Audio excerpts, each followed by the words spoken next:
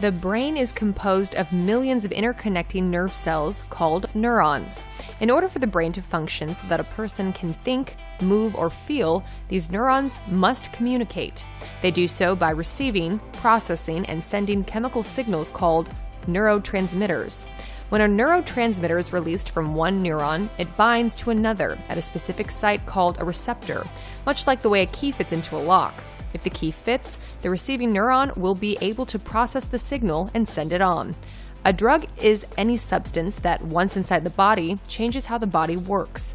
Drugs can be swallowed, sniffed, inhaled, injected, absorbed through the skin, or dropped into the eye.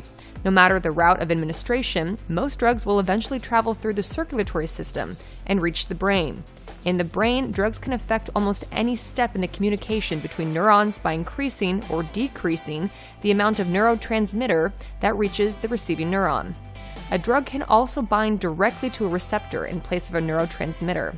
In the case of drug abuse, the interference in nerve communication often causes a temporary pleasurable sensation. With drug addiction, a person craves the pleasurable sensation produced by a drug and compulsively uses it despite its negative consequences.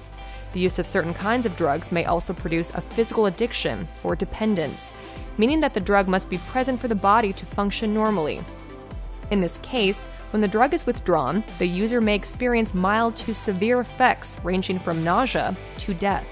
There are many ways to treat a person with drug addiction, and a physician-supervised program is the most appropriate and safe type of management.